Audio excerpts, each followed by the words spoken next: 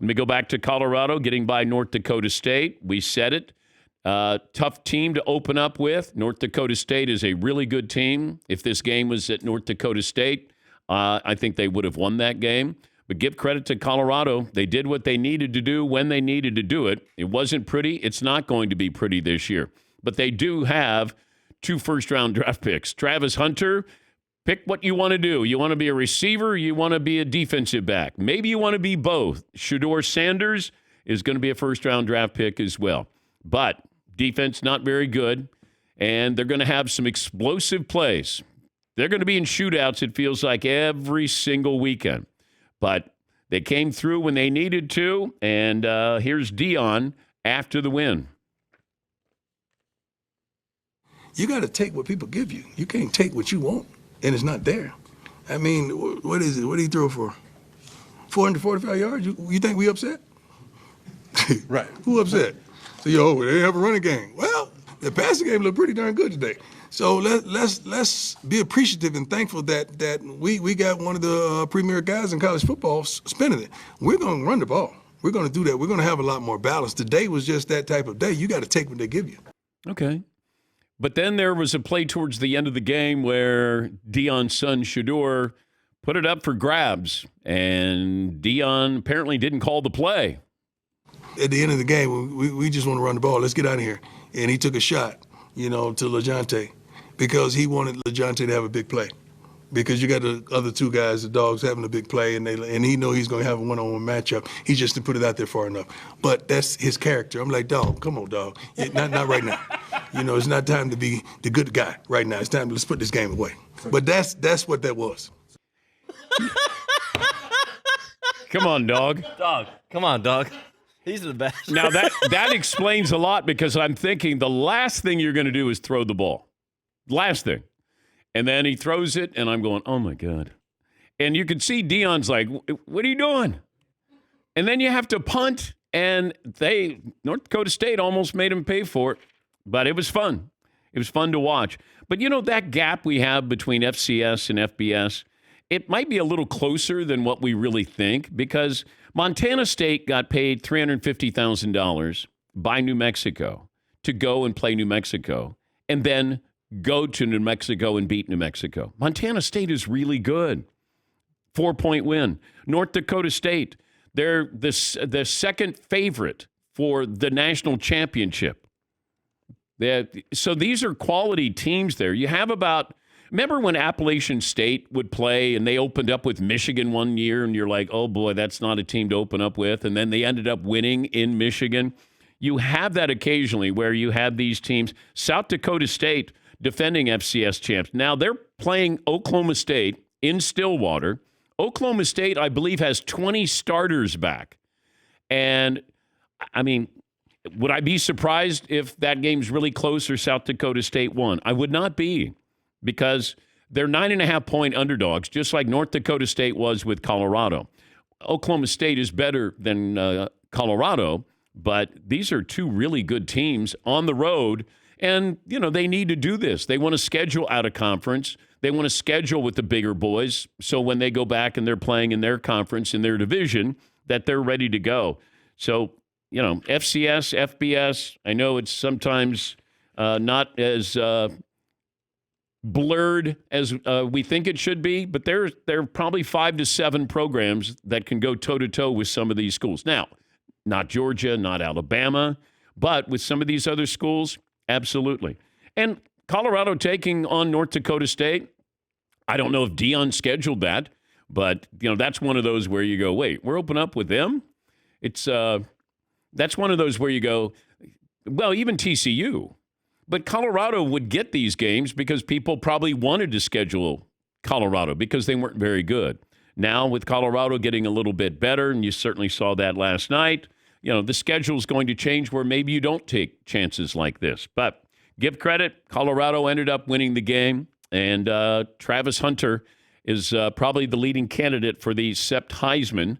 The month of September, he is the Heisman frontrunner so far. Only because the other front runners, the favorites, haven't played. But he's great. And I'm looking at the number of plays that he was involved in. He played 129 snaps, 57 on offense, 72 on defense. Wide receiver, defensive back, corner, safety, a linebacker at one point. Pretty remarkable. I mean, the best player on the field. And I know what people are going to say, and we talked about it last year, and that is, could he be a two-way player? Talent-wise, yes. Time-wise, probably not.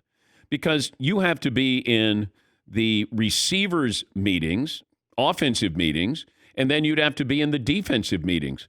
You have to go out and then have reps at practice. I think what will happen with Travis is he would probably be a defense. Like, it's easier to find a wide receiver than it is a great cornerback. You can find great wide receivers.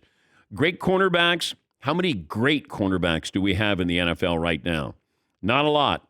We have a lot of great wide receivers. He might go in as a corner, and then maybe you have 10 plays that you use him for, 5 plays you use him for, maybe a punt return. He's that talented. And Shedeur Sanders is going to be a first-round draft pick. Probably going to be a Heisman candidate, maybe more so than, Travis Hunter. But Deion got the win, and it was fun. I enjoyed that game. I was not going to be surprised if North Dakota State won that game. Also, you had I thought North Carolina and Minnesota was going to be the game of the night. And it turned out to be. Came down to the final seconds. Minnesota had a chance to win that. Missed a field goal. It was fun. Fun to watch that back and forth. And North Carolina ended up getting the win. Seton, what's the poll question today? Well, we could start with if you were Travis Hunter, which would you play in the NFL, offense or defense? Okay. Well, you're going to get paid more as a wide receiver if you're an elite wide receiver. But it feels like, he might be just one of those guys on defense that you do pay a lot more because he's going to be reminiscent of Deion or Darrelle Revis, Champ Bailey, those guys that are just difference makers. But I think he would go in as a defensive back, but he might be looking at these salaries that these, receivers are getting and going, yeah, it'd be nice to be able to play defense, but nobody knows. If you're great as a cornerback, nobody knows who you are because you're not involved in plays because you're taking away the best wide receiver. The ball's not going over to you. And as a wide receiver, you're going to be in the conversation constantly. So he might go, I kind of like the money and the spotlight there as opposed to being a lockdown corner. Yes, Eaton. That's 6'1", 6'2"? That's pretty good big. Size. Yeah, that's big. For a corner. Yeah. You know what I like about him going in as a cornerback?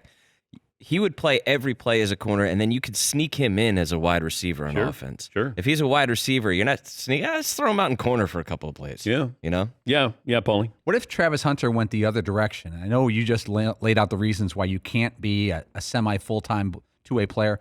What if he did the same thing Ohtani did when he negotiated with the MLB teams and said, I'm going to play full-time-ish both ways? And that's how he ended up at the Angels. Now, he may drop in the draft because of that, because if he's demanding like that, but he could also be one of the more novel, unique players of the next generation in the NFL if he says, I want to play 40 plays a game on both sides of the ball. Well, I don't know what his salary would be, but you could get kind of 2 salaries if you're playing 2 different positions, I would think. Now, the question is, are teams going to want him to play both, allow him to play both? But it certainly worked out for Shohei Ohtani and the Angels. Yes, Todd. You could squeeze too much out of a great player that can do both, and then all of a sudden he's injured because you asked too much of him to play offense and defense, and now you've lost him for either side of the ball. Yeah, well, I think he's talented enough that even at 75% at both positions, he's still going to be pretty elite. He's great. But he was the number 1 recruit in America and went to Jackson State with Deion and then transferred when Deion left. But what other poll questions are we thinking about today? Yeah, Todd's got a couple of interesting ones, too. We didn't get to our usual Thursday round of Todd poll questions, but he's back again on Friday. Okay. Always very exciting. Okay. After watching the game last night, the Colorado Buffaloes are going to be much better than I thought, in trouble, and will struggle just to be bowl eligible. How impressed were you with the Buffaloes last night? I wasn't. I was impressed with a couple of players. That defense is not good. And North Dakota State could run when they wanted to run. There was very little pass rush, it felt like. but they're going to have explosive plays. They're just going to be in shootouts. I think you just have to lock yourself in and say it's going to be a wild ride. Do I think 6 wins, 7 wins? Possibility? Sure.